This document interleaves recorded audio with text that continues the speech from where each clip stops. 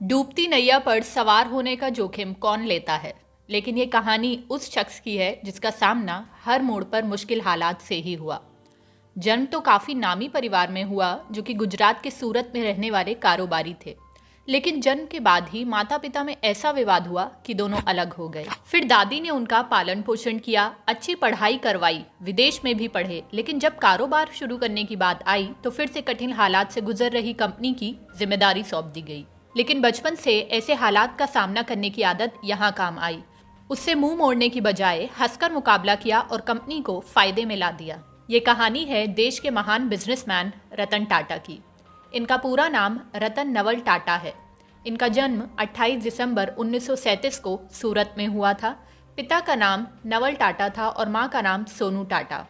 बताया जाता है कि उनके माता पिता के बीच तलाक हो गया था, इसलिए उनका पालन पोषण उनकी दादी नवाजबाई टाटा ने किया था।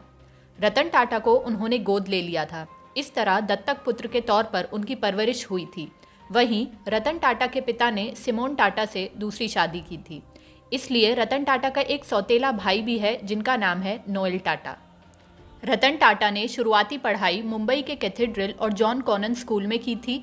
इसके अलावा अमेरिका की कॉर्नेल यूनिवर्सिटी से स्ट्रक्चरल इंजीनियरिंग की पढ़ाई साल 1962 में की थी। आखिर में हार्वर्ड यूनिवर्सिटी से 1975 में एडवांस मैनेजमेंट प्रोग्राम किया था। तो चलिए अब हम लोग रतन टाटा की सक्सेस स्टोरी के बारे में पढ़ते हैं। रतन टाटा बिजनेस घराने से थे। पढ़ाई के बाद उन्हें साल 1971 में राष्ट्रीय रेडियो और इलेक्ट्रॉनिक्स कंपनी यानी कि नेल्को में प्रभारी निदेशक नियुक्त किया गया। जब उन्हें ये कमान सौंपी गई थी उस वक्त कंपनी बुरे दौर से गुजर रही थी। लेकिन इससे मुंह मोड़ने के बजाय रतन टाटा ने अपनी काबिलियत के दम पर नेल्को कंपनी को न सिर्फ इस झटके से उभारा बल्कि 20% तक हिस्सेदारी भी बढ़ाने में सफल रहे। हालांकि इमरजेंसी और आर्थिक मंदी से कंपनी को काफ़ी नुकसान हुआ था। फिर 1977 में टाटा को यूनियन की हड़ताल का सामना करना पड़ा, जिसके चलते बाद में नेल्को कंपनी बंद करनी पड़ी थी। तो आइए अब हम लोग रतन टाटा की कंपनी लिस्ट के बारे में बात कर लेते हैं। कुछ महीने बाद ही रतन टाटा को कपड़ा मिल एम्प्रेस मिल्स की जिम्मेदारी दे दी गई। ये कंपनी भी उस समय घाटे में थी। आखिरकार इसे भी बंद करना पड़ा था, लेकिन रतन टाटा ने कभी हार नहीं मानी। कहा जाता है कि रतन टाटा कंपनी बंद नहीं करना चाहते थे, लेकिन मजबूरी में ये फैसला लेना पड़ा। अब भले ही जिन दो कंपनियों की कमान उन्हें दी गई थी उन्हें बंद करना पड़ा, लेकिन इस बीच रतन टाटा की काबिलियत उनके परिवार को समझ आ गई थी। इतने बुरे हालातों में भी उन्होंने कंपनी को काफ़ी हद तक ऊपर उठाया। उसे देखते हुए जेआरडी टाटा ने साल 1981 में रतन टाटा को टाटा इंडस्ट्रीज के उत्तराधिकारी बनाने की घोषणा कर दी। उस समय तक इनके पास ज़्यादा अनुभव नहीं था, इसलिए विरोध भी हुआ, यानी ये भी उनके लिए मुश्किल दौर था। लेकिन रतन टाटा तो वाकई अनमोल रत्न थे। उन्होंने हार नहीं मानी और आगे बढ़ते गए। साल 1991 में रतन टाटा को टाटा इंडस्ट्रीज व इसकी अन्य कंपनियों के अध्यक्ष पद की जिम्मेदारी सौंप दी गई। इसके बाद ही टाटा ग्रुप हमेशा आगे बढ़ता गया। इनकी अध्यक्षता में टाटा ग्रुप ने अपने कई बड़े प्रोजेक्ट स्थापित किए और देश ही नहीं बल्कि दुनिया में भी उन्होंने टाटा ग्रुप को नई पहचान दिलाई। रतन टाटा ने दुनिया की सबसे सस्ती कार नैनो बनाई। रतन टाटा के निर्देशन में कंपनी ने महंगी गाड़ियों में से एक जैगुआर लैंड रोवर का अधिग्रहण भी किया और महंगी कारें भी बनाई।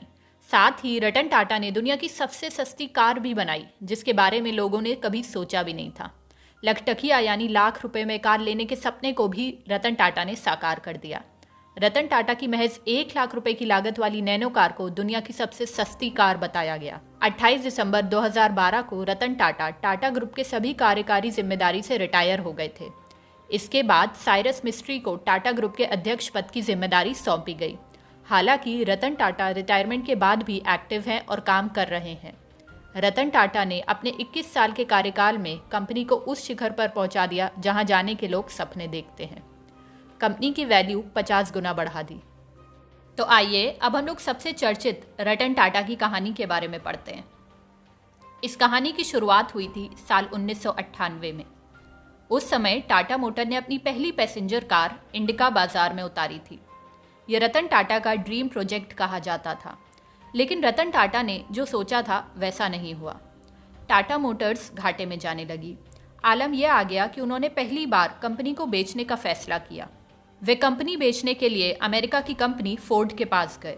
उस समय रतन टाटा और फोर्ड कंपनी के मालिक बिल फोर्ड के बीच घंटों तक मीटिंग हुई। रतन टाटा की हालत को देखकर बिल फोर्ड ने उनके साथ अच्छा व्यवहार नहीं किया। फोर्ड ने यहाँ तक कह दिया कि जिस कारोबार के बारे में आपको जानकारी नहीं, उसमें इतना पैसा क्यों लगा दिया। आखिर में तो फोर्ड ने हद कर दी और ये कह दिया कि ये कंपनी खरीदकर हम आप पर एहसान कर रहे हैं। ये आखिरी शब्द सुनकर रतन टाटा वहां से बाहर निकल आए थे और कंपनी बेचने के फैसले को कैंसिल कर दिया। उन्होंने डील भी खत्म कर दी। उन्होंने एक रिसर्च टीम तैयार की जिसका काम था मार्केट में क्या चल रहा है और लोग क्या चाहते हैं वो पता लगाना। फिर से उन्होंने टाटा इंडिका कार लॉन्च की और इसने सफलता की नई बुलंदियों को छू लिया। और फिर रतन टाटा लगातार आगे बढ़ते रहे और वहीं फोर्ड कंपनी का पतन शुरू हो गया। साल 2008 तक आते आते फोर्ड कंपनी दिवालिया होने की कगार पर पहुंच गई।